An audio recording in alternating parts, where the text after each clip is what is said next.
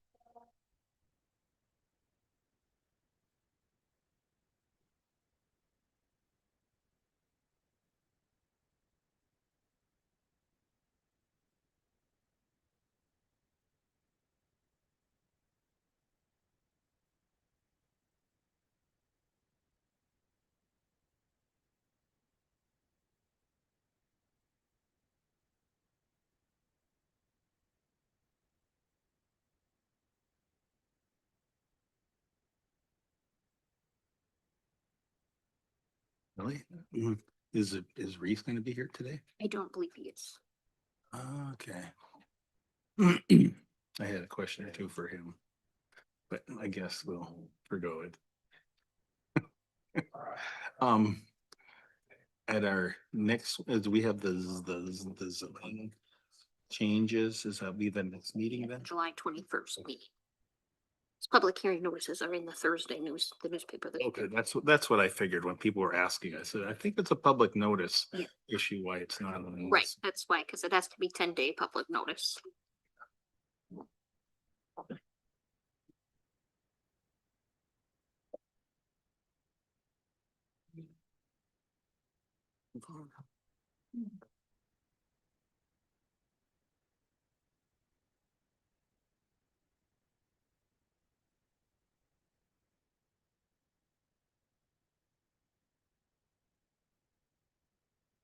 All right, we have 10 o'clock. We'll call the meeting in order and we'll rise for the pledge.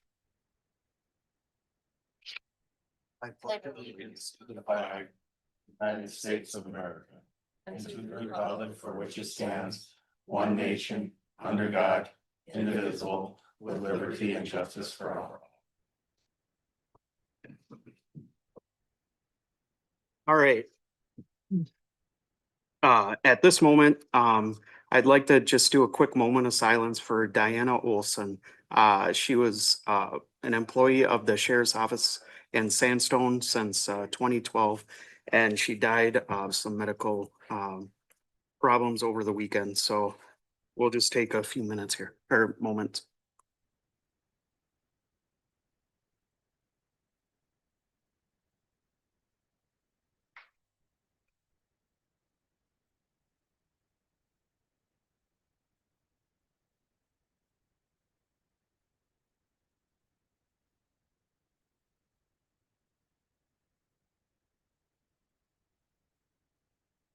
All right, well, thanks everybody for showing up today, and we'll get going here. Public forum. We got some people on today. It's like, so go ahead. Does anybody want to start?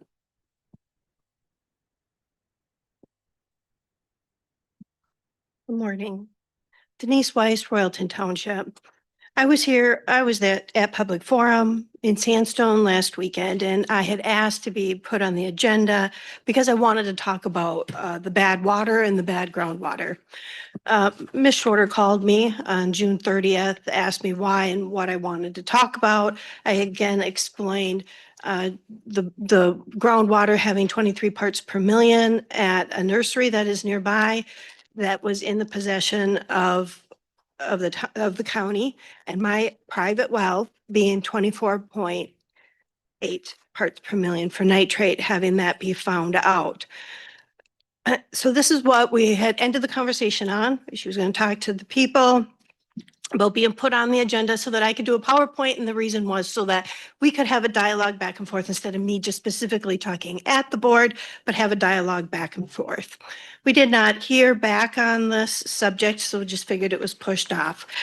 Looking at the agenda that I see coming up here this afternoon, it looks like you guys are specifically looking at an amendment for campaigning by speaking either for or against an issue by a candidate. Now, I did put my candidacy in for District 2, which is also our chairman's district. Now, when I talk about, I want to talk about the well, that is me personally as a resident. That is not as a candidate. That is me as an individual. No different than I am also on the extension committee, and I have talked to this group before about things in web seminars that I have had with the extension. So now with this ordinance that you guys are going to be, or this amendment that you guys are looking at being on there, I can't talk about even the private things on our well. I can't talk about anything that we are experiencing as an individual. And that is wrong. That is free speech. That is squashing things. And is it just because that I am running that this now has to be brought up?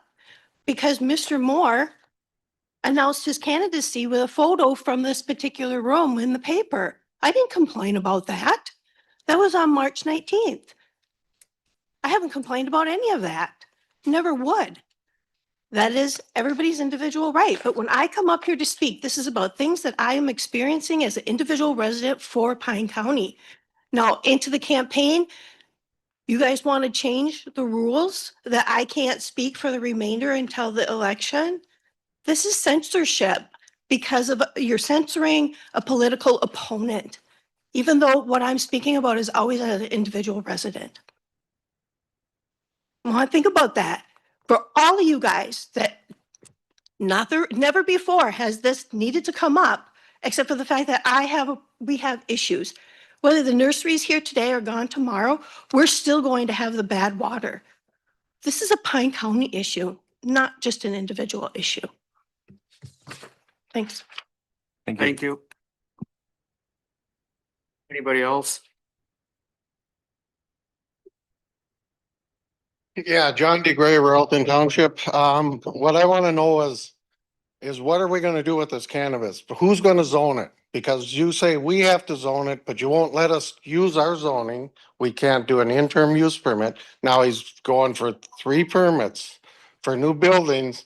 So at what point do we require, how many buildings is he gonna put out there? 27 acres of it? Or 30 or what? He's got more land. So at what point is any zoning gonna happen here? He ain't following setbacks of our township. He ain't following any of the any of your rules. The little bit that you zone him, he's not following. Because you had, your ordinance said he can't, all exhaust fans need to go up. Yet you come and make a rule that greenhouses are an exception, but nowhere in your zoning ordinance did it say greenhouses are exemptions until a couple of weeks ago, months ago. So, and then the outdoor lighting.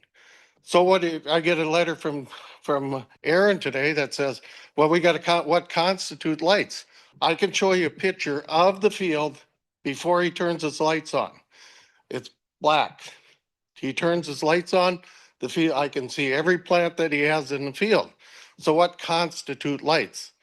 He turns his lights on bright, and plus now he's turning on red lights. We got red lights going on all night long. He's had these on all summer, on and off. So how many, who's gonna follow this? You say you go into a committee, the ones that put it. Now you got a committee member that actually took a donation from the cannabis factory that's on the zoning board. So where are we gonna prove this? He's taken a donation to his organization. So, and he's the one that's been writing all these zoning ordinances. So where are we gonna stop? Thank you. Thank you. Anyone else? I didn't come here to speak today. My name's Les Orvis, Royalton Township. If he wasn't following the rules, Mr. Zappa, he'd be shut down. It's that simple. This bitching's been going on for over 2.5 years. Did I take $2,000 of Joe Zappa's money? I did not. Did my club? Absolutely. We're a 501c3 through the state of Minnesota. We give back, and that's what we do. I don't put any of this in my pocket. This senseless bitching's got to stop. How irritating these people come up with a different rule all the time on who. Mr. DeGray talks like he runs the township. He don't. Did I write a lot of them ordinances? Damn right I did. Did I help with the county? Damn right I did. Am I proud of it? I'm even more proud of that. Because that's a business just like no other business. I don't care. If you want to run cars, if you want to run car equipment, if you want to run alcohol, I don't care what it is. It's a business. In the county, it's set up that anybody can run a business. Take a look at the people behind this bitching and follow what they're doing. They're not up to code. I'll tell you straight up, I know the codes through Royalton and they're not following them. You start attacking, you want to glare at me, go ahead. I'm pretty proud of what I've done. So if we're not proud of what we're doing, we shouldn't be sitting here. It's a business like no other. If we want to get into name calling and just glaring at people, go home. That's enough. People grow up. Thank you. I'd like to make a statement. Thanks. Thank you. I never. Hold up. Hold up. You already gave your time at public forum, so we're not debating here. That's the point of order. John, John. You said you can't bring up stuff and he brought my name. John. I never said his name. Please, we had our time. So, is anybody else with public forum? Anybody online? All right. At this point, we'll move on, to the agenda. Is there any additions or revisions? Yes, Mr. Chair, members of the board, you have a few additions, corrections, and some additional information. We have an addition consent agenda, adding item 4B. It's a consideration of approval of internal promotion of eligibility worker and STIT to senior eligibility worker effective July 13th. And then just a quick correction on the regular agenda item number 9. In the PowerPoint presentation, there is some updated information on slides 18 and 19 reflecting a staffing change that should have been reflected originally on the slides. And then just additional information for consent agenda item number 3 is the actual award of the lowest bidder of that contract and the amount of the contract. All right. Someone want to make a motion? I'll move the agenda with the additions and corrections. Oh, second. Okay, any other discussion on the agenda? Hearing none, all in favor say aye. Aye. Opposed, same thing. Approve the minutes of the June 16, 2026 regular county board meeting and summary for publication. And the minutes of the June 30th, 2026 special meeting committee of the whole joint meeting with the zoning board. Ludwig will move. All in a second. All right, do we have any discussion on that? Hearing none, all in favor say aye. Aye. Opposed, same thing. Acknowledge the minutes of boards, committees, and correspondence. Pine County Land Surveyor Monthly Report, June 2026, and Pine County Board of Commissioners Board of Appeal and Equalization minutes, June 15, 2026. I'll move that. I'll second. Ludwig. Okay, is there any other discussion? Hearing none, all in favor say aye. Aye. Opposed, same thing. Approve the consent agenda with the revisions.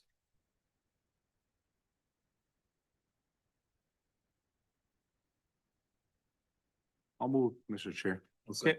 I'll second. Waldham? Yeah, I'll second. Okay. Mr. Chair. Is there any other discussion on that?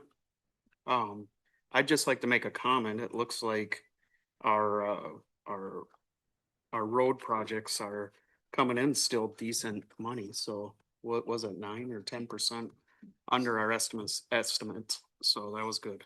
They got a lot of work going on this year. Any other discussion? Hearing none, all in favor, say aye. Aye. Opposed, same thing. All right, we'll move on to the regular agenda and 2025 annual report, Midwest Medical Examiner's Office. Presentation by Dr. Aquin Piper. Hello. Hey, Good morning. Oh, great. I was hoping that we could project, so I will try to just look up instead of down. But good morning. I'm Dr. Piper. I'm the Chief Medical Examiner with the Midwest Medical Examiner's Office. Can I click myself? Okay, great.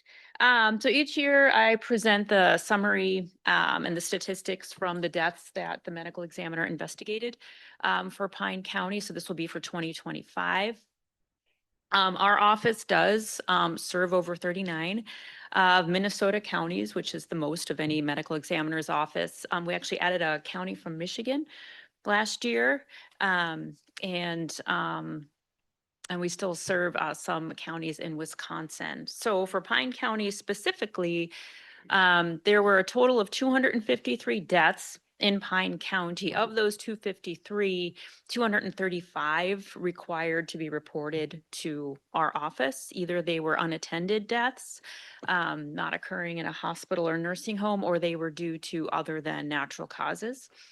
Of those, we only had to assume jurisdiction or sign the death certificate for 38 of those deaths. And then those are the exams types that we did, whether we did an autopsy or merely did a medical record review. So in 2025, our office did not investigate any deaths that ended up being classified as homicide or undetermined. There were 17 deaths classified as accidental, 13 natural that we had to sign for, and then there were 8 suicide deaths. Of the accidents, only 2 were classified as due to drugs or substance abuse, which is a significant decrease, as we will see. There was 1 drowning, and I will say not necessarily in Pine County. We've had quite a few drownings already this year, so people, please wear your life jackets. And then there were 2 deaths due to fire. So over the past 5 years, you can kind of see little bumps here and there in the manners of death. The naturals and the suicides stay relatively the same. The accidents seem to fluctuate pretty greatly. So as you'll see, for the accident subclassifications, the drugs and substance abuse, you can see the peak in 2021, which everybody had because of COVID, and then a drop, and then back kind of up to normal, and then down to 2. So that's really good. Supposedly there was a pretty significant interruption in the fentanyl supply that had occurred. And then also the use of Narcan would be decreasing those substance use deaths. And then of the substance use deaths or deaths associated with substance use, this is just the incidence in the cases we autopsied. So there was 1 incidence of fentanyl being present and 2 incidents of methamphetamine. The number in parentheses is the incidence throughout our whole jurisdiction. So we had 116 individuals come through our office, so to speak, who had fentanyl on board, and 201 with methamphetamine. So methamphetamine is a consistent, strong presence. Fentanyl seems to go up and down. But as you'll notice, we don't really see heroin very much anymore at all. And cocaine is kind of making a little bit of a comeback as well. I'm not sure of why that is. But a little kinder, gentler year in Pine County last year. So that's the end of my summary. If anyone has any questions for me? Sorry, this little thing. thank you. I'm happy to see the decrease in drug-related deaths. It's been a concern of ours for a long time. So hopefully that trend continues. How long on average does it take for a family to get a death certificate? That's a good question. So for a death that occurs that doesn't have an autopsy or toxicology, usually it's 7 to 14 days. If toxicology is being performed, usually it's about a month. There are certain cases, if they require extended studies like neuropathology, it could take a few months. But most, it would be about 4 weeks. Yeah, our toxicology turnaround has gotten so much better. It used to be 6 to 8 weeks and now it's about 4. So that's really good. And if I could, one Mhm. more, who determines whether or not it's something you have to investigate? Is that a joint venture with the sheriff's office or? That's statute. So statute 390.11 lists the types of deaths that have to be reported to the medical examiner. And so that starts the investigation, and then whether we sign the death certificate or an autopsy is performed, that's decided by the medical examiner. Okay. But the reporting it, and so we investigate, that statute. Mr. Chair. Yeah. So how many times does like the treating physician have background data enough to say you don't have to? They don't, so we tell them if it's, okay, we've investigated this death, someone died at home, Mhm. they have medical history, they're under your care as a clinician, you should sign. So we let them know. It's natural and they can sign. So we start the process and then we let them know. Thank you. Oh. Yep. How large is your staff if you've got that many counties? There's 5 forensic pathologists. We have 10 in-office investigators. We also have secretarial staff and then our office manager, director. So it's kind of relatively small, but we're efficient. Yeah, it must be. Good. All right, well, thank you again. So much. Thank See you. next year. Yeah. Thank you. All right, annual St. Croix Education District Memorandum of Understanding, jail GED services. Rod. Morning, Mr. Chair and members of the board. This is an annual agreement that we've had in the past with St. Croix River Valley Education District. It provides GED services for the inmates in the jail. When they presented for this year, we had it funded a couple of years, no cost to Pine County, but now the last year and this year now, we've come up with the funding because their funding went away. So we reviewed it. We actually reduced it down to some hours with a lower inmate count back there. And we were looking at 15,754 for the new agreement, and that's a 26 to 27 their school year as that goes through. What we did ask is to try and get some other information through the GED program because our inmates are in for only a short amount of time. So to complete a complete GED education, it doesn't happen very often. So we have had 2 in the last year and a half that have graduated while we knew it here in the jail. So you think, well, 15,000, we had 2 people. But what happens is the SCRED program really, by having it in the jail, we're planting that seed and we're getting people started. SCRED has come up with a new tracking program that we are going to have access to through SCRED. They'll report to us those that have started in our jail, those that are continuing in our jail at some point through the program, and then when they graduate, then we'll be able to see that, and we'll have some additional numbers in the future. So my recommendation would be is to continue on with this GED service so we can get some more information, because I think it is very important. We have that, without a lack of another term, captive audience to be able to start a program and plant that seed, I think is very beneficial in our community. So I would ask that we spend the 15,754 in funding to continue with the agreement, and that funding is paid through our fund balance forward. It's canteen funding. If you're familiar with that, we get dollars off of canteen sales and telecommunications sales and things like that, and that goes into a fund, and we're going to use that money to pay for it. So there's nothing to the budget for the board to decide on. It's just what we're going to do with the money that we have. Any questions? Yeah, Mr. Chair. Go ahead. So typically, how many down there need the GED? The need for the GED? Oh Yeah. boy, I don't have that number right off the top of my head. A lot. that's signed And up it's, for- well, You know, we don't go through and do an assessment saying, hey, you need a GED, so you should come down. It really is a voluntary. And we put out notice to the inmates and say, hey, we've got GED services coming up. This is what they can do for you. Are you interested? And then they can come down and speak with the educator. A good question, this brings up a good question too. So when we were talking with the educator, we asked if they would go into the units and actually drum up business, if you would say, and kind of explain, because some people don't know what that is. You know, what is the GED, or they're not interested. And we've seen a little bit of results in that there, where we get people interested and they come down. Again, you know, our average stay is, you know, anywhere from 10 to 13 days. So if we can get that seed planted and started, sometimes that's a benefit. So Thank you. I hope that kind of answered your question. I kind of went around it, but I was trying to figure out Yeah. the need and how much they actually use it because it's there too, you know. yeah, it's, if you base it on our average daily population and how many are using it, it's a small amount.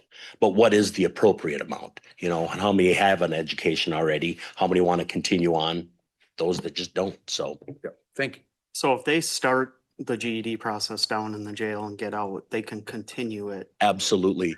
And they, you know, the educator gets information from the individual, then they do follow-ups and they can, you know, pursue that. It is their choice. If they decide they don't wish to continue on, then they don't. So And them are the numbers you're hoping to get, because you can Yeah. only track if they completed it in the jail. I'm only tracking what we do in the jail, but now with their tracking program, they're saying they can share all that information with us. So yet to come. Okay, and then just a point on the funding from that canteen account is a strict account. You can't spend it just on regular budget stuff, I guess is what. Correct. That is designated for inmates for just this purpose: education, recreation, other avenues where it's directly spent for them, for their needs. Not daily operational, but programming services. Is there enough in the canteen Yep. fund to keep that going? So, Yes, for a while. My question. Mr. Yeah. Chair. Sir. And then, sorry, I'm sure you said this before, the canteen fund again, then has, it's funded many different ways, or how does the money get into a canteen? Two ways, from just profits on canteen sales. So inmates buy goods or, you know, food mainly, things like that. And then the profit from that goes into the fund. And then that gets used. And then also from communications, there's texting devices, telephone calls, things like that, that cost. We get dollars from that after the cost of the services that then go into this fund as well. And that fund was some years back put into where it carries forward, you know, and it's the fund balance. It keeps growing. And we haven't utilized it a lot. We do utilize it to offset some costs, but as long as it's for programming and for the inmates. So it's extra food, not the food that's provided. Oh, correct. They can get snacks and Okay. things like that. There's a little bit of hygiene items in there. We provide hygiene, the basics, but they might want a special shampoo or something like that, or bar soap, or And what's the current balance of that fund? it's 300 plus, right? Yeah, just over 300,000. Yeah, Over $300,000. correct. Thank you. We've been growing that since 2019. 2019. Okay, thank you. Any other questions? And from what I remember is when the communication devices came on is when it really started growing, right? I mean, that. Yeah, canteen always has been there growing, but yes, we did generate more revenue out of texting that took off a lot. And there's been some FCC rule changes and things in what we can collect, but our service provider, which is Reliance Phone Company, they take care of that, managing those dollars on what we can collect. Okay, Any other questions? all right. So we need a motion on that. Okay. We got a second. I'll second it. Okay. Any other discussion on it? Hearing none, all in favor say aye. Aye. Opposed, same thing. Thank you. Great. Thanks, Rod. All right, board operating guidelines amendment. You can take it. Sure, Mr. Chair, members of the board, I can take this. So there's a proposal to amend section 4, paragraph H of the Pine County Board Operating Procedures that were adopted February 3rd, 2026. You have some proposed language there, that just clarifies candidates for the for a Pine County office and using, the public forum to campaign. That doesn't, it seems like something that should be addressed and something that we didn't think of when we originally adopted the board operating guidelines. I did have Reese review this language and he felt he supported the language and didn't feel that he was limiting free speech or anything like that. Especially given that public forum is not even a requirement to have.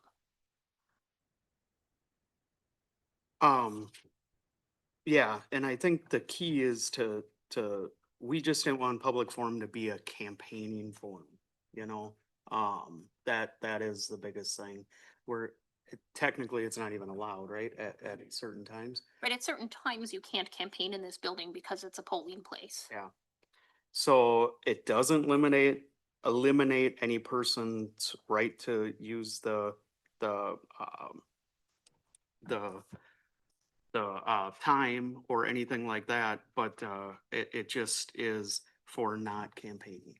So, They can still speak to issues. yeah. Yep. Still can speak of grievances. Yep. It's just for non-campaigning. Yep. Okay. Yep. Right. That was my understanding. That was my understanding. I got a question. Yeah. So who wanted this? There had just been concerns that had been raised. So is there somebody's name attached to this that wanted to change this? I don't have any specific name attached to this, no. Okay. So does it follow, what's already in place for like state election law?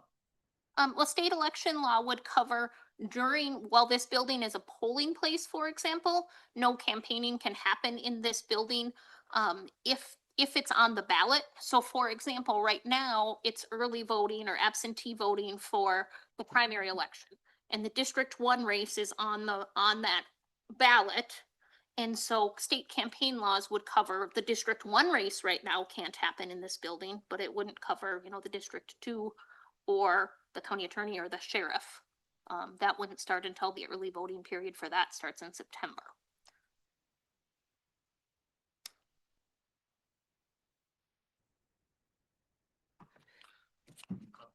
Yeah, you got a question? Did you have any other questions, Commissioner Waldon? Well, no, other than, I guess I don't know who wanted it, other than it just appeared on this. It did come from a specific. Well, one thing I think is the board operating guidelines is something that we've never had until we have a commissioner that tends to push everything. And that's why we had to come up with the board operating guidelines. Most civilized people understand that there's just things you do and not do. So it seemed like public forum was starting to turn into a campaigning type deal. And we just wanted to kind of look at that and see, hey, instead of telling people, hey, during this time, you can't campaign, public forum is not that platform to campaign. And that's where it arrived at, so. Yeah, it's to bring things to our attention that need to be addressed, Mhm. I think, or at some And, point. and I think the real key thing is a lot of county boards don't even allow public forum. We have never decided we want to do that, nor do I even think that's a issue, but, we have had a lot of stuff come through the public forum over the last year that was just, I don't think it's the right spot for it myself. Yeah. Mr. Chair? Yeah. Couple thoughts in my head. I think as we look around our society, it's like, well, why do we need this?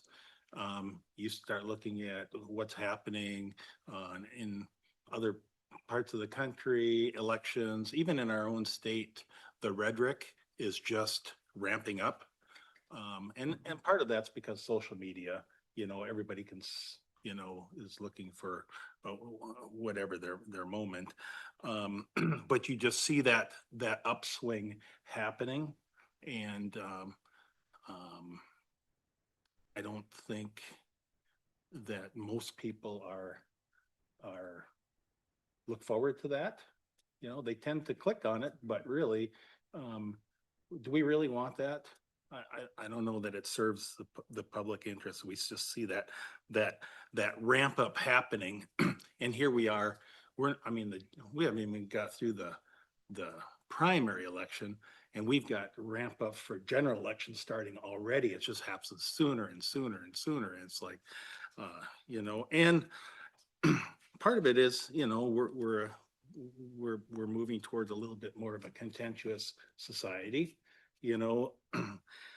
So we have to kind of, it's maybe something that we haven't had to deal with before, but part of it is being proactive when we see that happening around us. I personally, it's not like there's this great glaring problem that, you know, I see here in Pine County at the moment, but that means we be proactive about that. I don't want that. I don't want us to be on the news like some other counties are already. And part of this, I think, is an attempt to avoid that. I think the question about the timing, well, it's like, when is the ideal time? I don't think 3 months ago, we saw this as being, but an issue, but you see that because some of those other laws kick into place, but now it's happening sooner and sooner and sooner. And, but the other thing is that the timing, I see this from a positive standpoint too, because in the past, I don't know that we've had candidates that have come and introduced themselves and said, hey, I'm running for office. And I like that. I think that's a great thing. And we ought to, you know, we ought to have allowance for that sort of thing. But, you know, there's a point where you can only go so far, and you move into the realm of campaigning because, you know, we're now public and visible. So on one hand, I do invite this, but, you know, to a certain point. And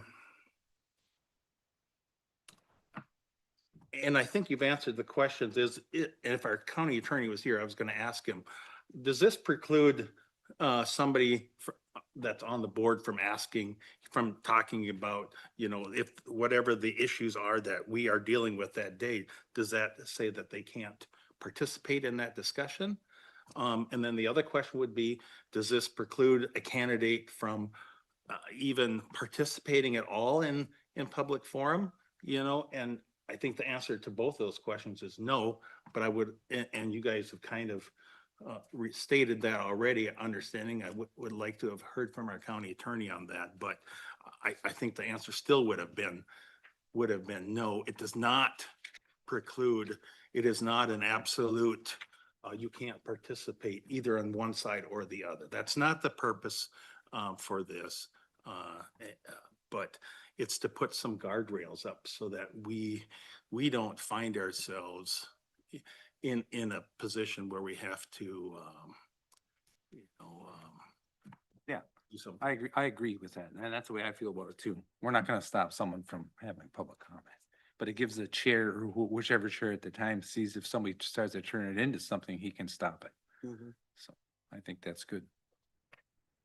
Yeah, and I think the key is, like Roger said, it kind of invites candidates to come and give a one-time, this is me, this is what I'm running for, and whatever.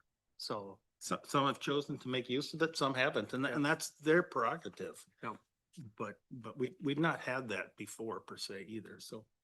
if that came within the time frame of, you know, just like if District 1, if someone wanted to announce their candidacy now, can they still hear? In my mind, they'd have to do it in Sandstone Okay.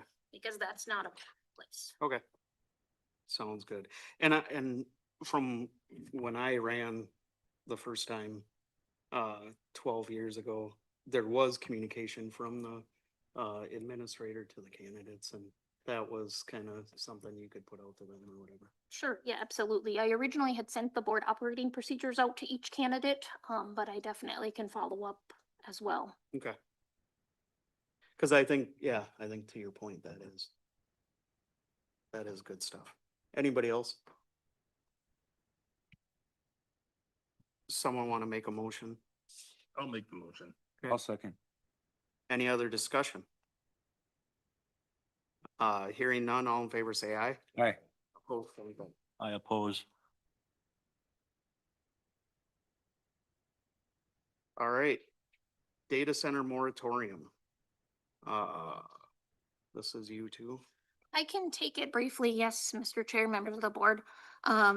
Previously at April 7th, we had considered a moratorium on data centers in Pine County to proactively address and allow our zoning board to have time to study data centers and all of the considerations that go into them. At that time, the proposed interim ordinance for the moratorium died due to an absence of a second to the motion to adopt it. However, of course, on June 30th, we had an informational session, but with the zoning board and the county board on data centers, and there was a lot of discussion that happened after that. And so I'm placing this back on the agenda for your consideration as recommended by the zoning board. All right, so what are your guys' thoughts on this?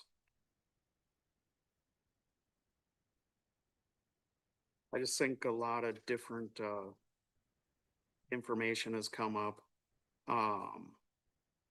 We did receive a letter from Pokegama Lake zoning or Pokegama Township, and they would support, their zoning officials said he supports a moratorium to try to get it figured out. I know beginning when we started that, moratoriums weren't real excited about, but I think it kind of gets back to even Roger, like you said, being preventative, not dealing with it.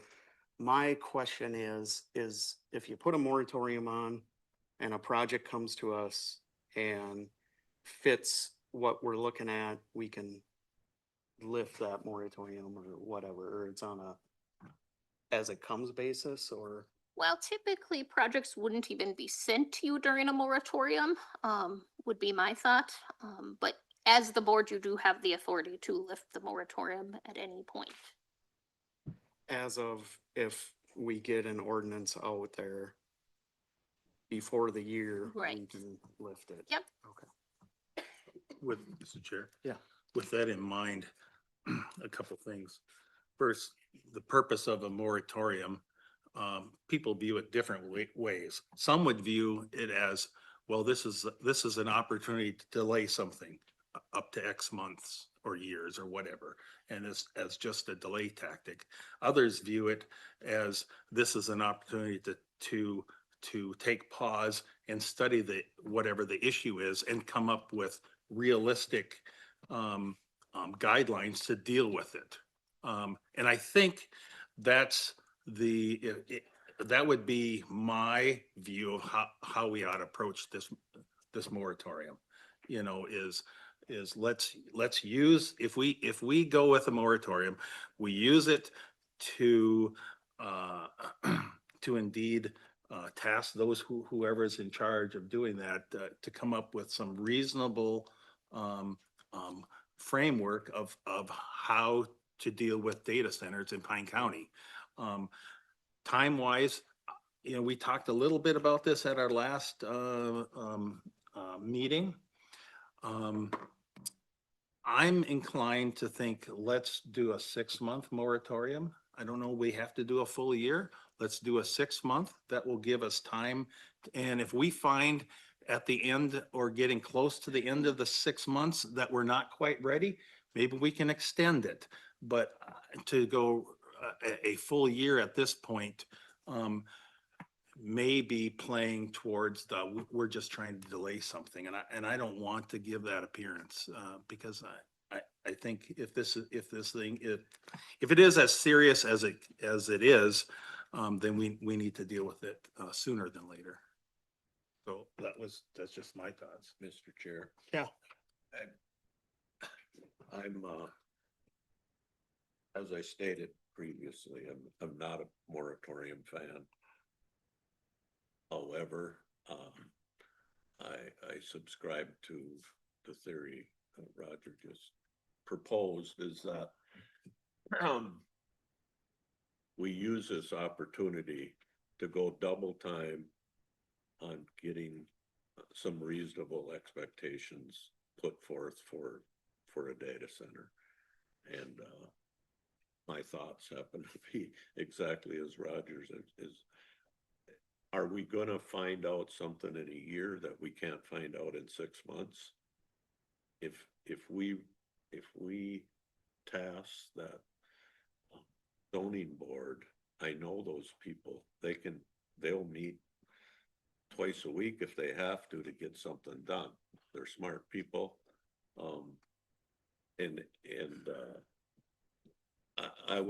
I would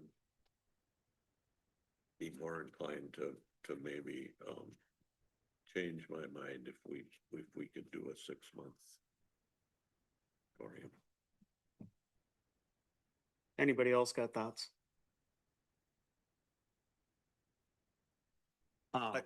Yeah, go ahead. I'd also think rather than just tasking just the zoning board, that I think there was a suggestion of this working group, which would be a mix of the zoning board and some other that administration sees would be beneficial to work on this project, because this may involve needing to get more perspectives and more expertise than just one group. So,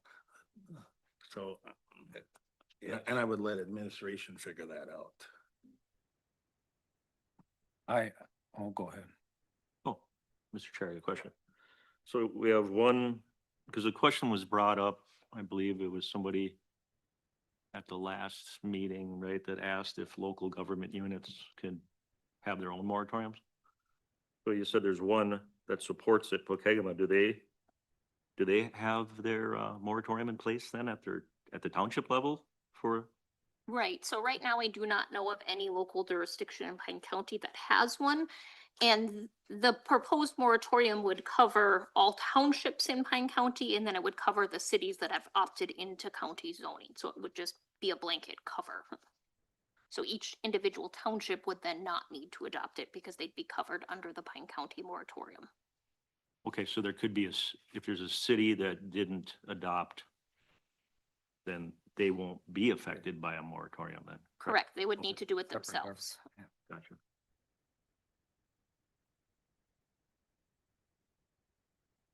I was just gonna say, I think that 6-month thing is fine with me too. And you know my position on this. I think the pause is exactly like you say, we need just to educate ourselves as much as we can before we just green light something like that, so. Is it something, if we did a 6-month, can we extend it? Correct, yeah, All right. Just like if you did a year, can you extend it? right, there is a little bit of a provision to extend. Okay. Okay. And yeah, I think the direction of the zoning board was they were gonna get a working group and, They wanted a 1 year. yeah. And that's was my second thought was, is that enough, is 6 month enough time for them to meet with that, they all have, jobs and whatever, they meet at night or whatever. So that's my only question on the 6-month thing. But if we did need to extend it, we can still extend it. Exactly. We could. And then we have a zoning board member here and I go to that meeting anyway, so I could say that, if you get it done in 6 months, we're good to go. And if you don't, we'll extend it another 6. I just want to know, how do you want to amend that motion? What do you want to do there? Well, I don't think we have to amend the motion. Oh. We don't have a motion yet. No, but we want to make a motion. If we make a motion for 6 months, it's our motion, we can at some point in November know that we're gonna need more time, and we'll have to decide that. We have a sample. Yeah, within the packet, there is a sample ordinance, and so section 7 would need to just be updated rather than saying in effect for 12 months. It would be, I've crossed it out already and put 6 months. And so I would get Deb the updated copy for signing, if that is what the motion is. Yeah, the ordinance is 2026-15. in section 7 is where the length of time is listed. Do we have anything here as far as who would be the idea of a working group, or who would be putting this together?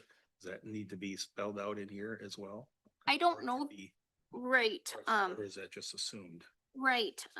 So in section 5, it directs the zoning board to conduct a study of the data center regulations. And so I think, to me, that gives the zoning board the decision on how they want to do that, which it does sound like they will likely want a work group. But it gives the zoning board the provision to decide how they're going to do that. Can I add the words "and administration," county administration, zoning board? I'd really like you involved in that besides just our zoning board or zoning administrator. Sure. I didn't hear everything you said. I said I would like our county administrator involved with this as well as just and not just our zoning board and zoning administrator. Sometimes I don't hear either. I'll use the mic next time. There you Was that making a motion or? I'll make that a motion. Okay. With the 6-month date as well. Okay, I'll second. all right. Any other discussion on this? Hearing none, all in favor say aye. Aye. Opposed, same thing.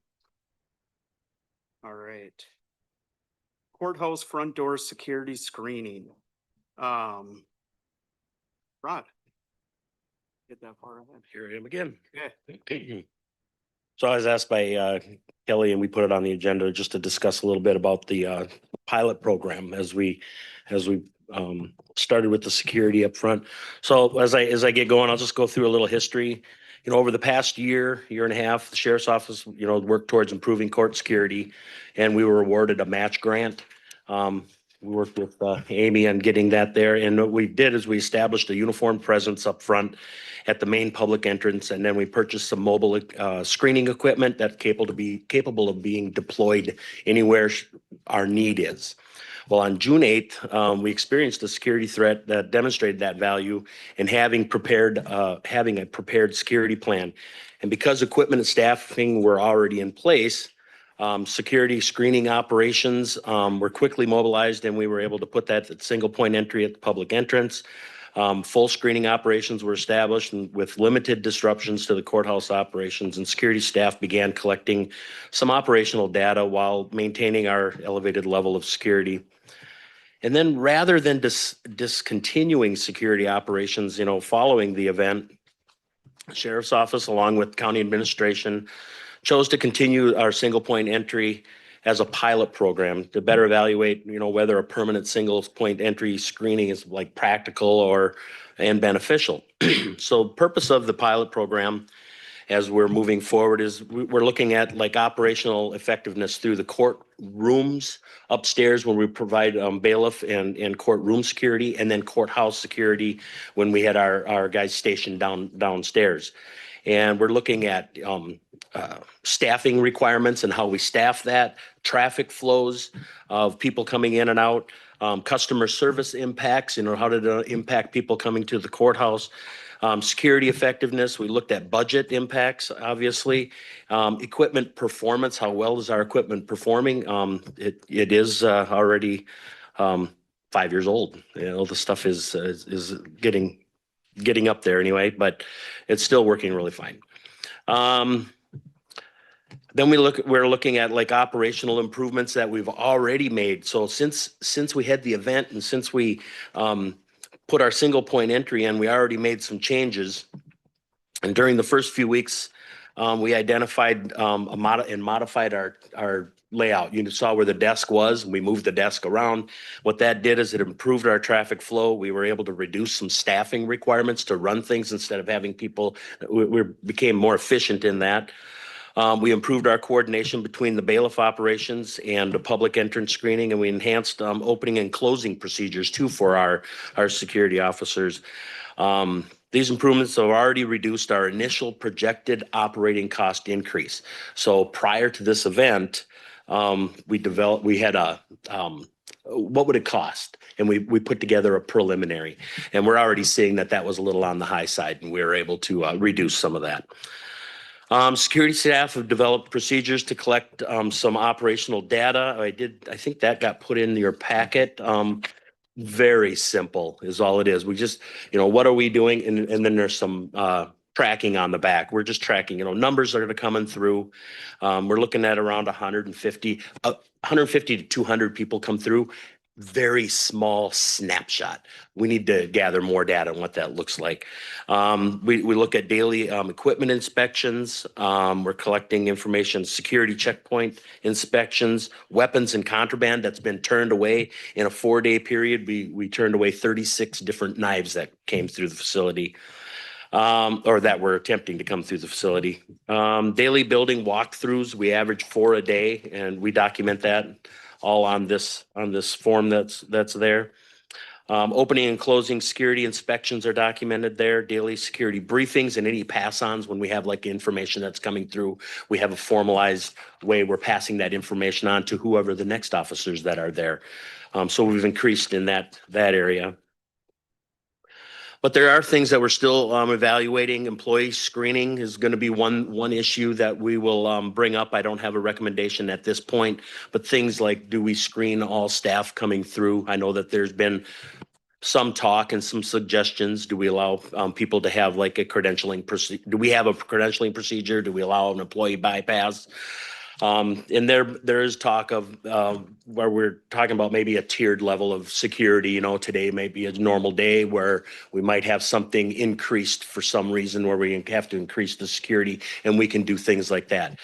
Yet to be determined, but that to me makes more sense that we have a kind of a tiered security level system. Additional procedures and things that we're looking at what do we do with oversized bags and oversized backpacks? They don't fit through the screener. Right now, currently, we look at everything. You open it up. If they don't want to have us look at it, they certainly can bring it back out to their car. Mail packages that are being delivered, vendors that are coming through, contractors, things like that. What do we do with that? These are questions that we'll be asking and presenting to the board, like, hey, this is what our suggestion is. I know there's facilities that utilize for like mail and vendors and things like that coming through their delivery area, but and we have an area, but it's just not manned right now. So we'll work through those. Also, hours of operation and scheduling for the single point entry, opening and closing procedures if there's any changes there, emergency lockdowns and what we do, and then working coordinating with courthouse staff, and that'll be more the sheriff's office taking that on what we do as an entire building and what we do in emergency situations. So current budget position, prior to June 8th, we were asked to just kind of like, hey, what would it cost to go single point for unarmed security up front? We just basically put an individual in there and utilized what we're upstairs, and we figured it was right around $53,000 for just simple, quick math. Since we've put this together and we started working it and moving things around, we're looking at more of a $30,000 to $35,000 increase to courthouse security budget. Currently, we're about $15,000 underspent for 2026, and if that trend carries forward, that easy math would cover that for the remainder of the year. And then we would have better information and be able to look at what does 27 look like for a continuation. Public response, we've had an overall, our public response to security up front has been positive. Common observations where visitors appreciate the added security. Screening really has been orderly and efficient. Very minimal complaints have come through. Staff really strive to make the process welcoming rather than intrusive. And they also hand out little stickers, the little sheriff's office stickers to the little kids, and that's been a hit. Employees' response, everything that we're hearing, when we hear that, we're hearing it down here, that they feel much safer. Employees appreciate the visible security presence. And we even had one employee that chose to work temporarily from this location due to a security issue at another location. And so that goes to show we have that, and staff they'll utilize that when they need to. Overall, response, security staff, they become really ambassadors to Pine County and the sheriff's office. They're greeting visitors, providing directions, assisting courthouse staff. They answer a lot of questions downstairs and direction. I gotta think, what's the first office down here? Treasurer. Yeah, it's probably eliminated everyone walking through going, where do I go? And they go in there, they ask our guys. And their presence has also both enhanced our safety and our customer service here. We're looking at equipment evaluation. The pilot program also allows us to evaluate our equipment reliability, our preventative maintenance, consumable costs, things like that, repairs, equipment replacement, or equipment placement, and long-term replacement planning. Metal detector back in 2020, it cost us $6,000, and that was including some portable handhelds. And that X-ray bag scanner in 2020 was $22,000. I got to imagine things like that are more expensive, but we have a maintenance program and things are working very well down there right now. And I expect that to continue for some years and to move on. So the sheriff's office recommendation, we continue on with this pilot program to the end of the year, or at least through the end of September, to gather more additional information. And then also with that, I recommend our public access to the building hours would change. Currently, we open at 6:45 in the morning and we close at 16:30 or 4:30 afternoon. And we would recommend that we change to 07:30 in the morning and continue to close at 16:30. Security staff operations then would be staffed from 7 to 17, half hour before, half hour after, to do the sweeps and things like that. Pilot programs already demonstrated measurable improvements in courthouse safety, customer service, and operational efficiencies, while additional procedural improvements will remain. The experience gained over the coming months will provide the board with an objective data needed to make an informed long-term decision. And so I recommend, or I would ask for board action to continue single point entry pilot program through the end of the year, or at minimum, the end of September, to continue. The budget impact would be zero. We should be able to encompass that in the current budget for 2026. And then consider changing the hours of the courthouse open hours to the public from 06:45 to 07:30 in the morning, and continue on. And, also not including holidays and things like that. Any questions? It was kind of a lot in a short amount of time. I have a question. Yes, sir. So you're changing explain the changing hours again? What hours Well, are you changing? I'm asking for the asking to change the hours of opening those front doors from 06:45 to 07:30. And that would be for public. Staff can still come in wherever. I mean, there's staff entrances that are all key carded, and that's to be able to walk through. What that does is it reduces the hours that we would need for the security staff up front. But is part of the reason because the public doesn't show up till at least 7:30? Our big push is 8 o'clock when staff come in. Yeah. And there's a little bit here and there, but public is not coming in that early. There's no services open Right. at that time of day, so. And, Well, go ahead. No, you go ahead. In rural Minnesota, about 100% of the people I know carry a pocket knife or a Leatherman, and it's part of their uniform. Yep. And I don't know if it's possible to have a box that you could put your stuff in. And then That is retrieve it when you. absolutely something we are looking at. The thing is we don't want to have something that we're responsible for as the county, that we're holding on to this in case something happens. But there is talks of a box that's open. If you want, you can put it here. Most people, they just take it right back out to the car. We've had people leave stuff on the ledge out here. I don't recommend that. But so then if we had a box, put it in and you pick it up on the way out. Then we'll have to have a process in play. What do we do with those that are forgotten? And so just things we'd have to manage through. Not that we can't. Mr. Waldham, I believe you had a question. Yes? Yeah, so it's a pilot project, so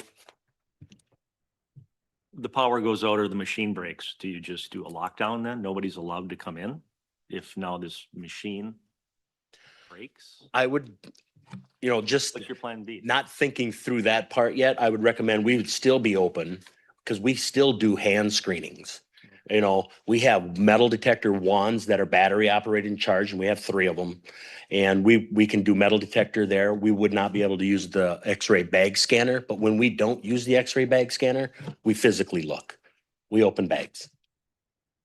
So I would say we do not close.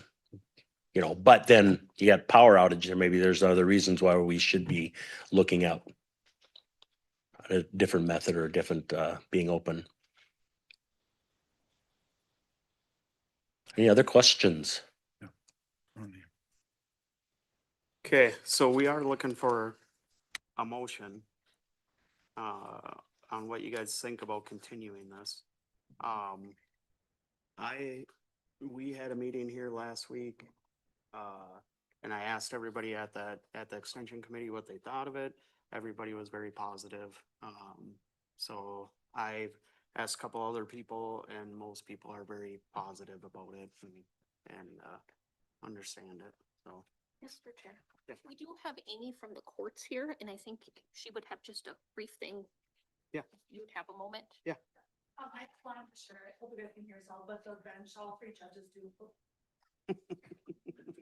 Okay, I talk pretty loud, but I'll talk louder here. So I work up in court administration. I am the court administrator, and we had a security meeting debrief afterwards of the incident, kind of to improve how it rolls out when we had the incident on June 8th. But then afterwards, we did discuss the single point entry, and the bench, all 3 judges fully support that. We are one of the last courthouses in Minnesota to not have single point of entry.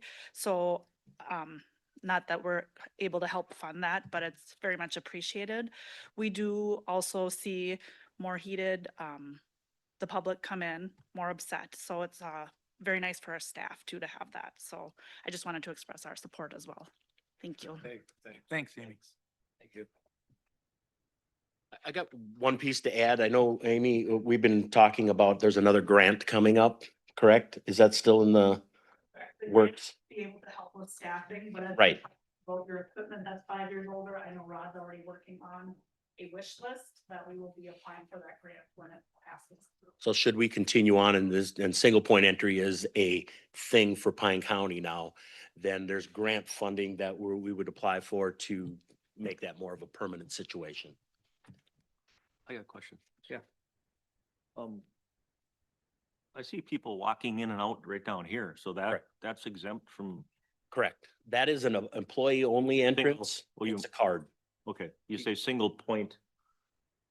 So when I talk One about point of single point entry. entry, for public, so we have a Oh. public single point entry for security measures. Okay. And what we're doing is we're screening public. Now, we are currently screening everyone coming through until we get different direction from either sheriff or administration that we'll start looking at what we're gonna do with staff coming through. And they can come through down here anytime. They can use their card as well as the south entrance down there in the stairwell. Yeah. They can use their card and enter anytime there. And then there's a loading dock there, correct? Correct. So any deliveries, how? Well, currently deliveries are kind of really all over. We get quite a few of the large truck deliveries down here. UPS will deliver down here when they're delivering to the sheriff's office. But I know a lot of the other they'll get UPS up here, mail will come through here and hit the mail room, things like that. Those are things we got to work out. What are we doing with them? Are we gonna allow them to bypass? Do we screen? What do we do? And we'll probably talk to Reese too, as far as what we can do. So. Okay, thank you. Any other questions? All right, yeah, we are looking for some to continue this or not. So I don't know what you guys feel like, or if someone wants to make a motion. Do we need a motion to continue to the? I'll move it. And the time change also, Okay, up to September. Are we gonna go with the September, In September? or do you wanna go? with- So the request is to the end of the year or at minimum through through September, so we get, I'll go to the end of the year and the time change. I'll second that. okay. And then periodically, you'll just kind of give us some updates. absolutely, I'll probably take my direction from Kelly. If she says, hey, the board wants to, you know, see where we're at, we can certainly give a synopsis, and we'll have more information, because as we're collecting this daily, these stats and things coming through, and any incidents, things like that coming through, we'll certainly share those to see how it's working. Okay. Sounds good. Yeah, you got this. One more question, which is, adding to this. So does the time change, if you change it on the beginning, is it then shortened on the end, or is No. it now it's overtime?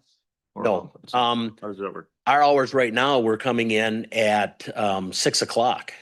Gotcha. Instead of 6:45 or like 6:15, they're ready to go. So what we would be doing is changing the hours down here for our staff to come in at 7.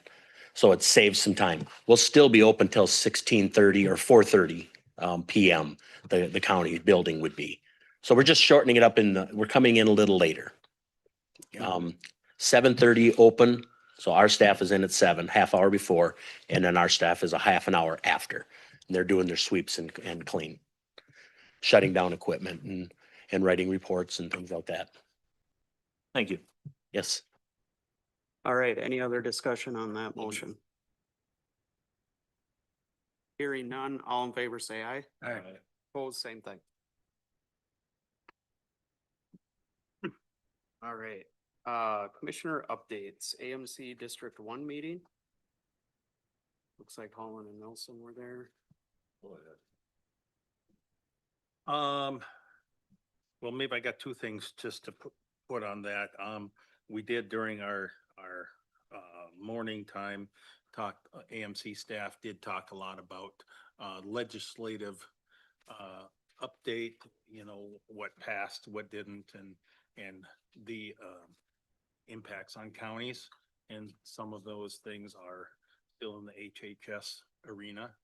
And that's gonna be some negative budget impacts on us, both from the federal and the state, and I'm sure we'll get into that. The other thing that maybe I would just point out was we did have, you know, we got this upcoming jail discussion coming, and the fact that AMC was was highly interested in participating with us and helping, I thought that was great. So that was a positive outcome of that as well. Well, I'll just pile on a little bit. One positive I take away is, there is some money for modernization of the other system that is in need of modernization that HHS uses. And if you remember, that started really grassroots right here in Pine County. And so it took a long time. Things take a long time. Do you remember how many years, 5 years, maybe, ago, we had we had AMC staff and we had HHS staff and we had some legislators come and look at what our people were given to work with. And they were astounded, some of the actually HHS staff, that people would have to work with such a system. But even though everybody recognized the need and recognized that the state needed to invest a lot of money, it still took 5 years for them to get to the point where they've authorized now, and it's not gonna be something, it's a huge system. It's not gonna be something that we're gonna be able to use by Christmas time for sure. It'll be, I don't know when they'd roll it out, a year and a half from now, maybe, but anyway, that was good. It's always good to hear from colleagues and what they're doing in Pine counties. I think, doing all right, and I think we're all looking forward to what other counties in the area might think about what we can do with our jail. All right. Highway 23 Coalition. Didn't attend because it was the exact same time as AMC. Sounds good. Greater Minnesota Parks and Trails. They didn't meet. Snake River Watershed Plan Partnership, I did miss. I had to attend a kids event. Lakes and Pines. They did not meet them. Okay. East Central Regional Development Commission. Well, they did meet, but I got they sent the notification by snail mail, regular old letter. And I got the letter on Tuesday and they met on that Monday night prior to the Tuesday. At a different location, in a different time, so I missed it. That's my fault. All right. NLX was canceled. Shack. I was unable to attend. Okay. Extension Committee, I did go. We talked about the budget that's gonna be coming to us today. They talked about the fair. A lot of that's all geared towards the fair. And the president of the University of Minnesota is coming to the Pine County Fair. Do you remember what day? Or Thursday. is what I Thursday? heard. Okay, yeah, so I guess she's gonna be making her rounds. They're gonna go to the Pine City Community Garden and a few other things, so, yeah, it should be interesting. So, they're very excited about it, so. Zoning Board, Yep, we got our meeting. Main topics were the Willow River zoning thing, and I think you've had that presented too in the other meetings. They had a lot of discussion about that, cause like what happens with permits that were allowed before and now, you know, with the new, if we take over the zoning, we might not agree with it, would become non-conforming. But that's a lively group of people on that zoning board, and I'm glad they do a good job. Then there was a floodplain ordinance update. The last two things were ordinance amendments. The DNR was requesting a change on elevated things in the floodplain because things the way they allow now from just to a conditional use permit, generally speaking. And then SSTS ordinance amendment in the large scale campgrounds like Pathfinder Village and there's such small spaces. And everybody wants their own holding tank, whatever, but so that they can't meet setback requirements. So they're gonna work through something there and whatever they come up with, that will come back to us and we'll see what happens there, so. That's pretty much it. okay, Oh, I should let you know, there's 1,290 campsites in Pathfinder, 1290? 1,290. How many does the one at the end of the? And they're really small. And they're privately owned. Each lot. Circle. Each lot is private. okay. Any other meetings that anybody attended they wanna report on? I did meet with the director of the Solid Waste Commission, and we had a wonderful chat about some things that have been hard for us to deal with our recycling centers. And one is brush, and the other is probably the glass and cardboard. And he's got a plan, I think, that he's gonna talk with Aaron and Kelly and I about that. I think will be very beneficial to us. Okay, is there anything other to come before the county board? Yeah, I got a question. Okay. Were we gonna discuss electronic money transfers? Any money will be discussed? Was that gonna be discussed at this meeting or can it be? Well, we weren't going to add it to this meeting because we don't know. Investigations have just started happening and there is no action that the board needs to take at this point. Okay. Thank you. All right, take a look at your upcoming meetings and, looks like a lot of them coming up. And we'll just recess for. Oh, do you want to take just a few minute Yep, recess? Yep, Okay. I think we'll just take a 5-minute break. Go to the bathroom and then come back and, we'll start our budget. Yeah, and then there'll be about 45 minutes and then we'll break for lunch. Okay, sounds good. Yeah, we'll just take a few minutes quick.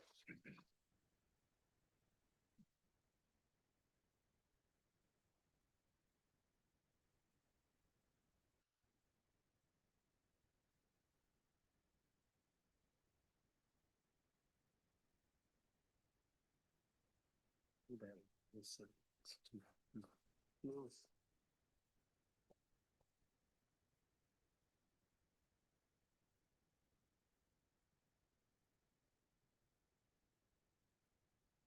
I go to the bathroom, but it's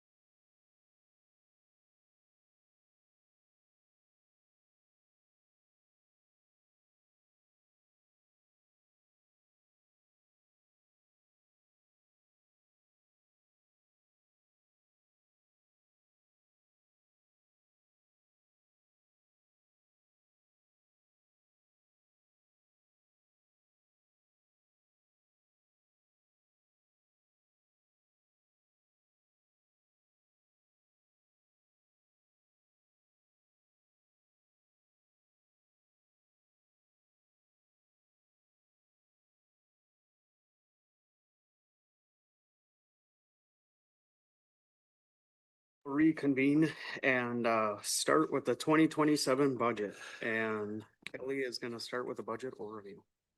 Sure. Mr. Chair, members of the board, Kelly Schroeder, County Administrator. And as has been done in the past, we're just going to do a quick brief overview of the entire county budget before we kick off into those individual meetings. And the whole idea of this is just to know, give you an idea where we're starting. So as you're meeting with those individual departments, you have an idea of which questions to hopefully ask, and really where we're at, so that you don't go into those meetings blind of not knowing, if things are looking good or not so good and whatnot. And so, I noted in my budget, request, which I will highlight here in a minute, is that the 2026 budget was adopted using a little over $1.1 million of one-time funding and reserves.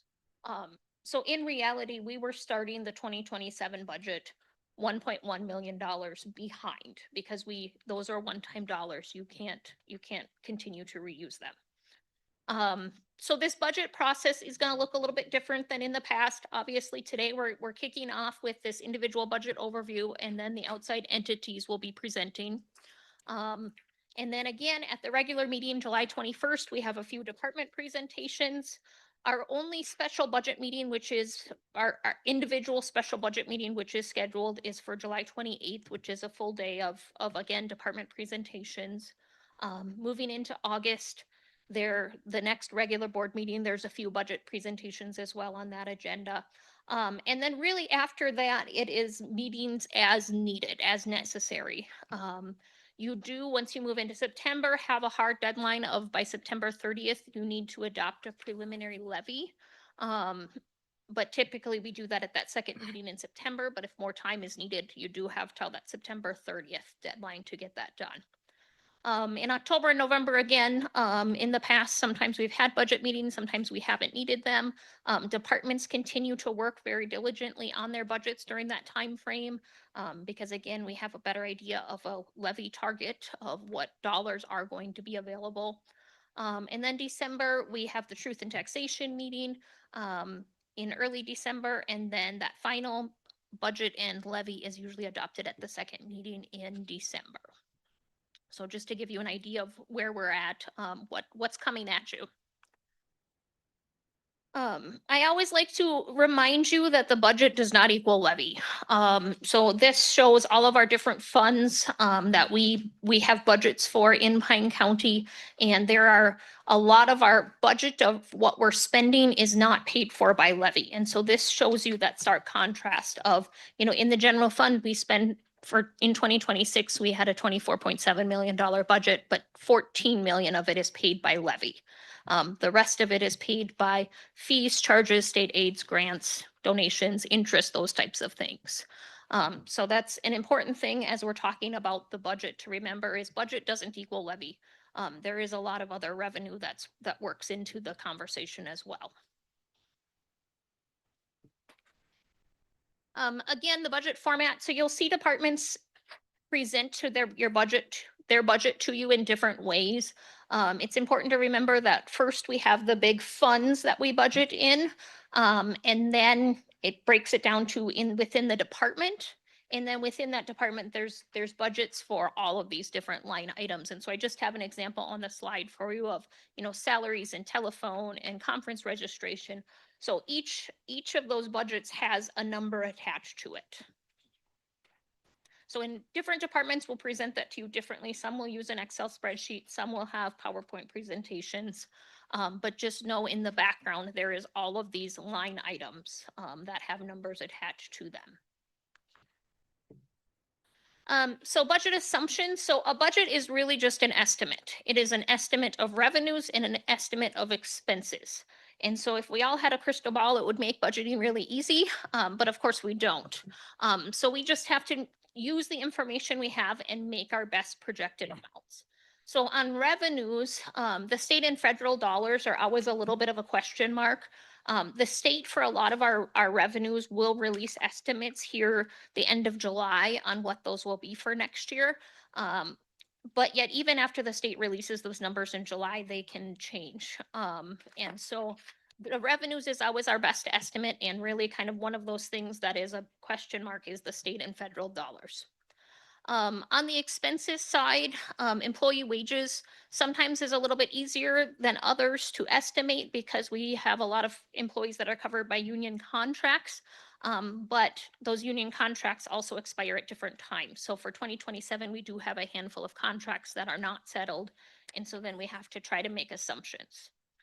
Same with health insurance. It sounds like about the beginning of August, we should be getting some data from our consultant on what our health insurance rates need to do next year. The great news since going self-insured is that really we see the activity every week and can have a good idea of how things are going, if they're going good or not so good. And so within this budget, you'll see we estimated a 5% health insurance increase. We've had 0% the last several years, which has been wonderful. And while our claims aren't trending as good as they have in the past, we have built up a good fund balance to support that and maybe doing a lower increase. And then paid family medical leave was something that came into the picture, obviously, for the 2026 budget. And that is something that, we've heard the claims for paid leave are lower than what we were expected. But yet that paid family medical leave, that 0.88% of wages that we pay, there's been talk of that increasing, and it's been hard to determine what that's going to be actually for 2027. So within this budget, we left that paid family medical leave premium as the 0.88%. Whether the state determines to change that or not is still coming. But my hope, since all the rhetoric you hear is that the claims are coming in less than planned, would be that they would leave it alone. On the expense side, we have the Minnesota African American Family Preservation Child Welfare Disproportionality Act. And so that is something that we have talked about, or the act. We've talked about that since that was passed into legislation, and the impacts that's going to have on our Health and Human Services side in the child protection. And that's something that Becky has continually tried to fine tune of what that looks like. But that is an expense that, we're having to estimate what that actually looks like because we've never done it. Age of delinquency. So we've talked a little bit about that. So the age for a child to be charged with the crime has now changed from 10 to 13. And so you've got those kiddos in that time, that group that now are switching from the criminal side over to the child protection side. And that's something that, that was a change at the state. And so now that gets that added onto that child protection side of what does that actually look like, and what, how many of those kiddos will you have come over? Obviously, you don't know what crimes are going to be committed in the next year. So it's again, an estimate. The long-term supported services cost shift. So that's something that the state proposed to balance their budget, was to literally just shift some costs from the state to the county. We have Patrick with Pine County that has been serving on the committee to hopefully have that be avoided. At this point, they've come up with a lot of great ideas that the state has adopted, but yet the state is still looking at shifting that cost to us. And then, of course, you've got the HR1 changes, which again, HR1, big, beautiful bill. So there are changes with the SNAP and the Medicaid, both administration, and then some cost shifts for error rates that have to be taken into account. Commissioner Waltham, do you have questions? I could ask at the end. That's fine. I wrote it down. Questions as I go, I'm happy to answer. Okay, I won't interrupt Okay. now, but that's the chair, but I'll wait to the end. That's okay. Okay. Thank you. So I already mentioned this, but in the 2026 budget, we had a little over $1.1 million of one-time money. And this breaks down what that one-time money looked like. So there's $536,000 of ARPA funds that are being spent in the general fund in the 2026 budget. And all the ARPA funds are done after 2026. They had to be spent by December 31st of 2026. There's $350,000 of planned spending of reserves in the general fund budget, and that was capturing savings from 2025, savings that we knew we had from 2025 and planning to spend them in 2026. And then in general, the budget was just adopted with a $161,000 deficit, with the thought that we've got to find that savings during 2026. And there have been some changes within the budget that have worked to chip away at that. And then in HHS, it was just adopted with about a $90,000 deficit or planned spending of reserves. So again, that's a hole that had to be dug out of when we started the 2027 budget. So some major revenue changes. So I always like to highlight, what's not so great, with our revenues coming in, what doesn't really matter, and then the things that are very helpful. So for, things that aren't so great with our revenues, in the proposed budget are, the SNAP admin. So again, that's one of those HR1 changes where just the federal government is paying us less for doing the work. So Becky's estimating that at $130,000 less of revenue next year versus this year. Targeted case management, so that's just a service that we provide that the revenues are trending lower. And also with some changes within HR1, some people are falling off Medicaid, and so then we can't provide those services anymore. And then boarding revenues, when we adopted the 2026 budget, we had assumed that there would be jail boarding revenues, and really it was not looking like those would be there. And so that in the 2027 budget is down by $100,000. And so those are just dollars that we likely still have expenses tied to, but we don't have those other funds to help pay for them anymore. On revenues that change that don't really matter. So for example, on our highway, state aids, and federal funds, you see that they went up $7.5 million. That is directly tied to projects. And so that's not anything, that's a direct result of our highway budget and the planned projects for next year. So it matters in that we're doing a lot of projects, but it's not like that's going to continue going forward, because going forward, it depends on what projects we're doing. And same with our sales tax changes. And so some years we spend sales tax on projects, some years we don't spend sales tax on projects. And so this year we're not spending as much money of sales tax money on projects. And so that's all that means. Things that are going up that are helpful. So the state did allocate a little bit of funds in the child protection area because of the act. And so Becky just has a quick estimate in there of those additional funds of what should be coming to us from the state. And I'll let her dig into all of those proposals when she presents her budget. Police contracts, Jeff is estimating that to increase some. I think that we're still working with the cities and the schools to sign those contracts for next year, but the contracts that were sent out, this is what the additional revenue would equal for the 2027 budget. And then annually, the state sends us police aid for running the sheriff's office. And so that's just estimated to go up about $50,000 next year. And that's something that the state really has just trended doing, is increasing it slightly each year. Major expense changes in 2027. So wages and benefits, that will be going up. It always seems to go up, not necessarily even because we're adding staff, just health insurance. I talked about that going up. And then of course you have cost of living increases or performance or step increases. To me, that number is a lot smaller than in the past. So wages and benefits countywide are increasing from 26 to 27 of $552,000. And that, as you'll see, as departments present their budget, some have made some staffing changes that has helped bring that down, and just helping with our health insurance rates not taking big jumps as well is helpful. The LTSS cost shift, so the long-term support services, I talked about that briefly, is that the state literally said, okay, county, you're still going to do this, but you're going to just pay some more of it. And so that is estimated about $150,000 more next year of expense that we don't get to do anything about. And a major expense that doesn't really matter is that highway construction. And you'll see that as a theme. Of course, it's a big project year. And so, yep, you see this huge increase in expenses in highway, but it's a planned thing. The funding goes along with it. So it's really a neutral situation. And then some good side things on the expense side is out-of-home placements have continued to trend downwards. So for 2027, the budget is about $144,000 less.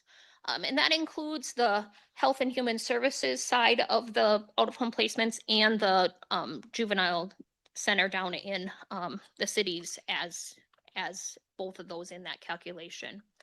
And then the contract medical services is the medical contract in the jail. So Rod has done a good job of trying to renegotiate that, and there's $175,000 savings in the 2027 budget for that renegotiation. So overall, when you put the whole budget together, and you look at the 2026 revenue versus the 2027 revenue, 2026, we were at $59.6 million for all of the revenue within the budget. For 2027, right now, it's proposed at about $65.2 million, which is an increase of $5.6 million. I break it down a little bit further in that chart in showing by the three major funds. So the three major funds that we usually talk about are the general fund, health and human services, and road and bridge, because those are the areas where we have the most employees and the most tax levy dollars that go to them. And so you can see in the general fund and health and human services, you see that both of them actually between 26 and 27 have a decrease in their revenues, which is not what we like to see, but unfortunately, like we've talked about, there are some changes coming down from the state, especially from at the health and human services side, that just decreases revenues. And then road and bridge, you see that big uptick in revenues, which we already talked about, is completely related to projects. And so you see this huge increase in road and bridge, but it is, it's planned, and it's not anything that will continue year to year. I do like to highlight the top 10 non-levy general fund revenue. So again, this is just a look at the general fund and where those funds come from. And so this compares 2026 and 2027 and what those top revenues are. So we could talk down them, but we probably don't need to. So overall, you can see most of those top revenues are staying very stable, but yet they're not increasing necessarily. Which gets tough as expenses increase when your revenues don't increase. On the expense side, overall, you do see quite the uptick in expenses from 2026 to 2027, about $7.1 million between the 26 approved and the proposed 27. When you break that down further into those major funds, you'll see the general fund has a slight uptick of about $400,000. HHS has an uptick about $600,000, and road and bridge has a huge uptick, which again is related to those projects. Countywide, I wanted to highlight the top 10 non-debt expenses. And so this just shows 2026 to 2027. So this doesn't include any of our bond payments, and it is countywide. And so you can see those big ticket items of where our funds are going. And salaries and benefits is always going to be at the top of the list, as almost half of our budget is salaries and benefits of employees. And then it shows just the change in those between 26 and 27. I do like to highlight the debt, and every year that I talk about the debt, 2031 sounds closer and closer. And so, our debt started at about $25.6 million, and it's been paid down now through the end of the year, just under $12 million. And so next year, you'll see that we make about $2.4 million of payments on the different bonds. But yet most of that now is going to principal because of those balances are getting lower and lower. And 2031 now is not that far off really from when we started. So when we pull everything together on the entire budget, the revenue and expenses, obviously they don't match. We do have a gap, and unfortunately the revenue is less than the expenses. There is no property tax levy baked into this or anything, so this is just a clear, our revenue is lower than our expenses by just over $2 million. And I break it down into those major funds so that you can kind of see where that difference becomes. And so on a future slide too, I break it down even further by the different areas. But general fund and both health and human services do have a deficit that needs to be addressed. I do like to show this slide. So it looks at every department that has staff. And it looks at where that deficit's coming from. And so your first column under new dollars is, okay, this is the deficit in that department. And how much of that deficit is related to salaries and benefits? Because unless we're cutting staff, there's not a lot that our employees can do about the salary or our department heads can do about the salary and benefit increases. Because the health insurance goes up, there are contracts for wages, and so there's not a lot that the employees can do without cutting staff, which I will be clear that there are departments that are coming forward with staff cuts. And so, for example, in the assessor's office, you do see a decrease in staffing because there is a proposed delay of a hire within that budget. And then there also is the piece where, I'll use the assessor's office for the example of, you see that they need another $36,000 to operate next year. Their staff costs are going down, but yet they still need more money. And the reason for that, like in the assessor's office, which Lori will get into when she presents your budget, is the fact that our contracts with those townships, our revenue in that department is going down. So even though our costs are going down, our revenue is also going down.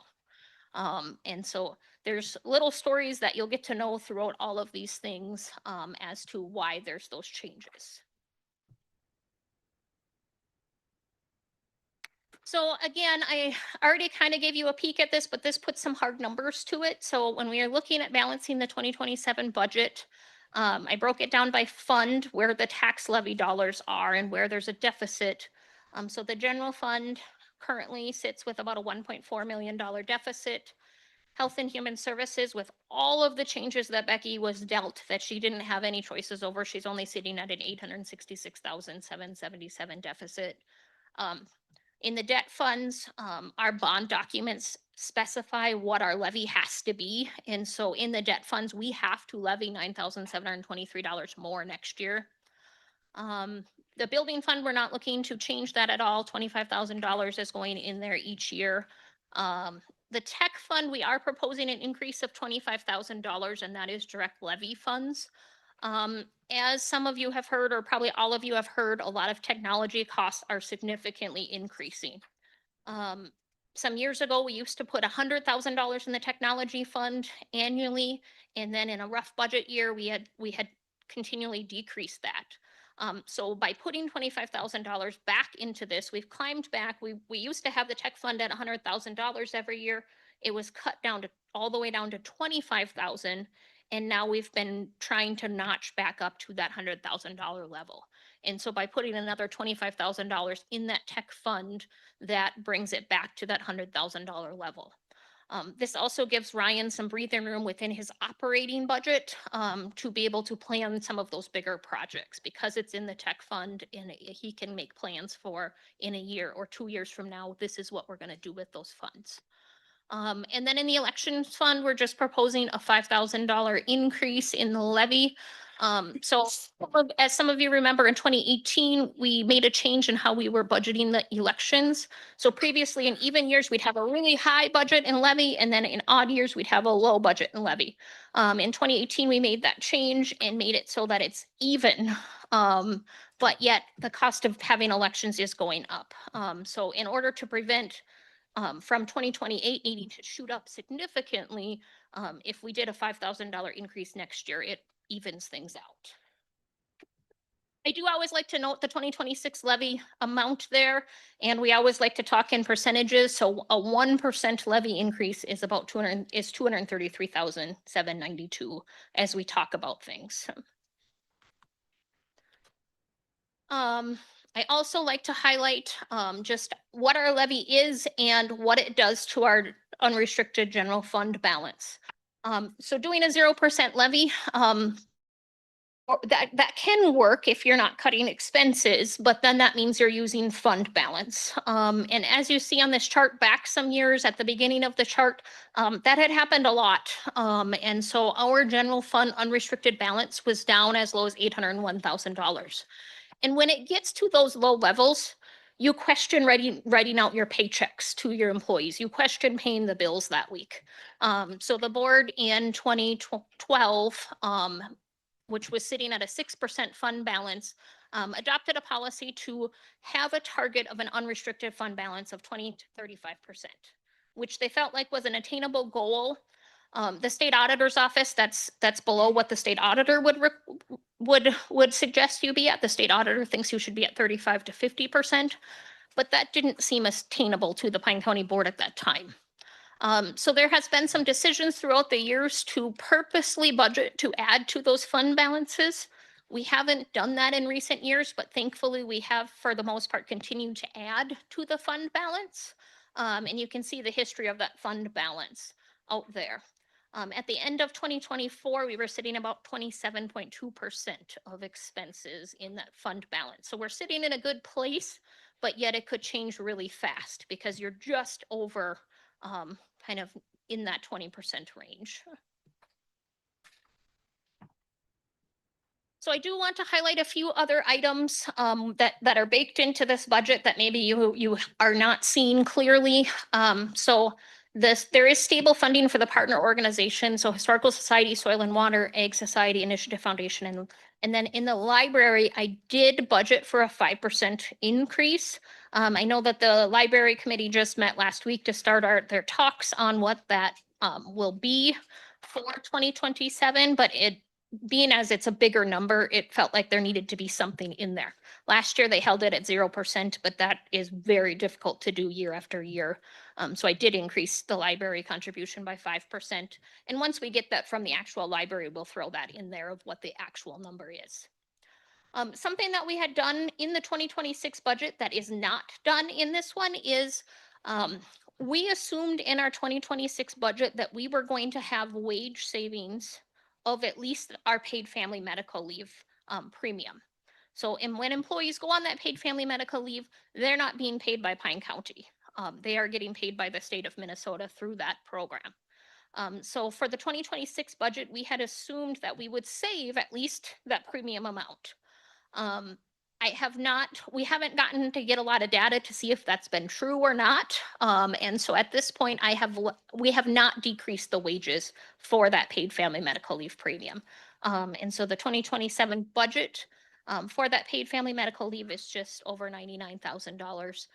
So that might end up to be a really easy savings of almost $100,000. But at this point, it didn't seem prudent to put that in yet. It budgets the jail staff at 100%. As you may recall, in previous years, we had assumed that there would be turnover in the jail and there would be vacancies in the jail. So we had been budgeting the jail staff at 95%. Rod and his crew have made some changes and are going to be proposing some changes to the jail staff staffing plan that really cuts the number of staff down, and thus we need to be 100% staffed to make it work. So this does budget the jail staff at 100% wages and benefits, but yet it's less staff overall in general. I already highlighted that where the proposed budget increases the technology fund by $25,000. This budget also does address most health and human services, federal and state changes. Becky has done a really good job for the last year of trying to fine tune what that actually looks like and what the dollars associated with it are. And then I want to note that there's minimal staffing changes. So I don't highlight staff that are being proposed to be cut in this. There are a few positions that are changing, and I'll let those departments highlight those when they present their budgets to you. But this is the changes or the increases in staff that are proposed within the budget. So it proposes to increase the assistant veteran service officer by 4 hours a week. So currently that person works 20 hours a week, and it would change them to 24 hours a week. That would make for 3 full days in the office rather than 2.5. As we've talked about, the economic development coordinator, which has been paid out of ARPA, through 2026, we can no longer pay for that out of ARPA. And so then if we're going to keep that position, we need to pay for it a different way. I do note that the cost on here is $39,173. And that is because we have some anticipated revenues that would offset the cost of that position. And so that is the net cost of what the levy dollars would be additional that would be needed to keep that position. The end of July, we do have a joint meeting with the economic EDA, HRA, and we'll dig into that some more. And then right before that meeting as well, I'll go over kind of our numbers of where we're sitting. And then the other position that I wanted to highlight that is being sort of added to this is the restorative practices coordinator. So currently we have a grant that's covering that position. That position is overseen by Reese. And that it's doing a lot of good work, but that grant ends the end of May next year.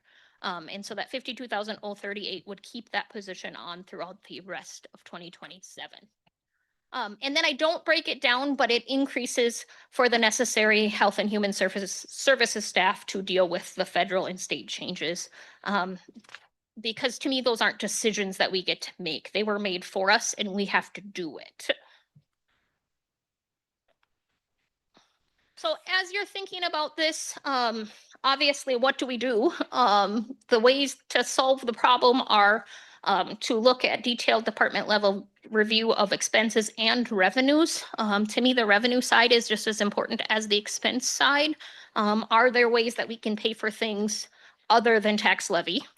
And then added staff, so that 97,279. So that is these 1, 2, 3 positions that I list at the bottom there.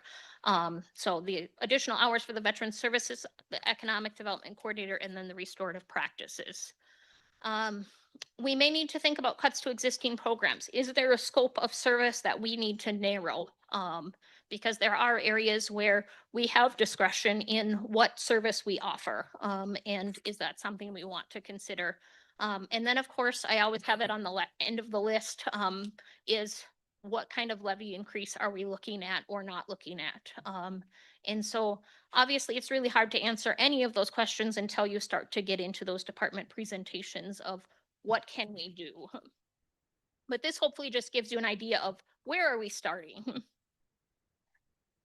All right, that is what I have. Questions? Yeah, Mr. Chair. Go ahead. Question. The earlier on, you were talking about a crime thing with 10-year-old and 13-year-old. What's that? Yeah, so that's age of delinquency. And so that is a state change that puts the minimum age when a child can be charged with a crime. So it used to be 10, and now the state has moved that up to 13. So if a child commits a crime between now the ages of 10 and 13, now instead of being dealt with in the criminal justice system, they're dealt with in the child protection system. And we don't get to argue whether we think that was a good idea or not. That was a change that the state made. Okay, so criminal children being charged with the crime is what you're. Yep, age and the change. age that they can be. Are Okay, child protection. now have to address those kiddos. And then you didn't touch on PILT. PILT is 911,000, and that's payment in lieu of tax paid to us for the approximate 39,000 acres of tax forfeited land that we own. That includes the tax forfeited land, but that also includes like the state park land and those types of things as well. Oh, so it's greater than the 39,000 acres. Correct. So that's talking General Andrews Forest, Yes. Changacona State Forest, Banning, all that. Right, Namaji, all of it. Yep. So it's closer than to maybe I wouldn't. 80,000. Yeah, I wouldn't have the acres. I'd have to look it up. Okay, and then, the library wanted 5%, but from what I understand, the library still gets an extra $124,000 from us that is not state mandated. So the library has not asked for anything. And so I was trying to just give us a best estimate of what they will be asking for. But maybe, I don't know what they're gonna ask for. They just started their budget process last year. And yes, there is a state statute required payment that the county makes, and we are paying at a higher level than that because that minimum was set 20+ years ago and not changed. Okay, and last time I checked, there was 124,000 extra over the mandate. But yeah, you had here a 5%, and then you're, Right, and that was just my best estimate, to try to give us numbers to work with. okay, then $500,000 disappears from the county. How do we budget that? Sure, are you referring to the electronic funds transfer issue that made you aware of this morning? Correct. Right, and so that is in the middle, I mean, that just happened, and that is in the middle of many investigations, and so at this point, I don't know how to deal with that because we may get the money back. We don't know. And our insurance might cover it. I mean, there's a million. so- There's lots of scenarios. I mean, the bank has policies of where they followed, both our bank and then the receiving bank. And there's a lot of different scenarios that until we work through the investigations, we don't know. Okay. But I mean, I would like to think worst case scenario, this is why we have fund balance, unfortunately. Okay. All right, thank you.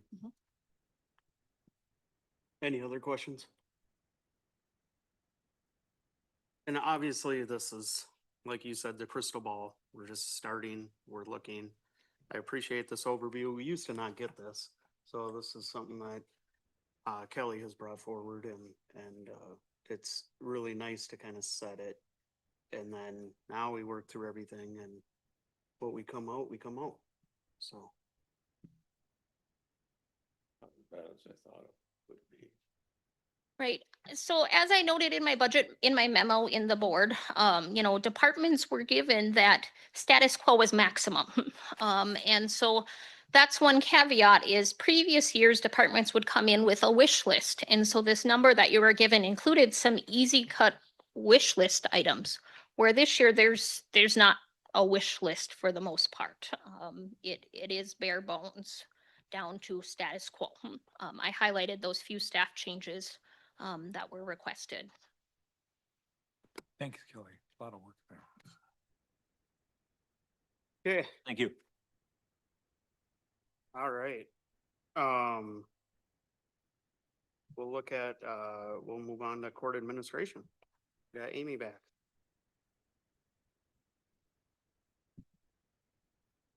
All right, I don't have the slide to put up. I don't know if you do.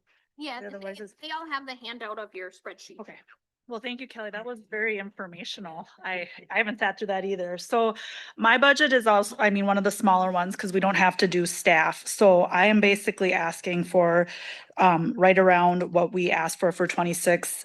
Actually, it is 200 less. So the main expense for us is that number 6264, the court appointed specialists. Those are again, your CHIPS attorneys, attorneys for commitments and CHIPS, I say acronyms, but it's a child in need of protective services. So again, that might go up a little bit due to what Kelly touched on with the delinquency age, but that's again, those attorneys, if they need psychological exams, we need to do that. I did look, when I was looking at this at previous years, I did see like we went over 2024, 2025. That was as a result of an attorney this year submitting claims that went back to those years. The judges have since put in that if attorneys don't bill within 6 months, that we won't be paying them so that we can avoid you guys taking those hits like that. So that's why I felt pretty comfortable leaving a line item 6264, the court appointed specialist at 70,000.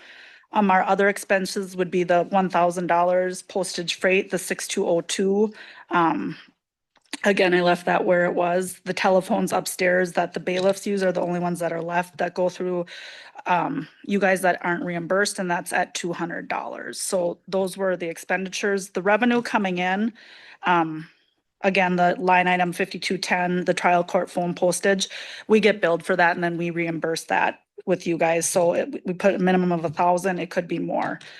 Emergency protective care reimbursement, that again has to do with your children in need of protective services. We haven't seen any money come in for that. I'm not sure the reasoning behind that one. Fines and fees, we haven't collected as many through that. If we did collect, like you're speaking a little bit about the law library fees, there is when defendants are fined, there is a portion that does go to the law library to be reimbursed. So again, then my ask was for the 71,200. Do you guys have any questions? Just keep doing a good job. Yeah, well, I was just gonna say, like, with Kelly saying and with Becky's been through for her staff, we're lucky because again, the people we have here are amazing, so makes our job easy. Thank you. Thank you. Thanks. Thank you. All right, so we do have a break here. We have, as you can see, U of M extension starting back at 1, so we'll just recess till 1 o'clock.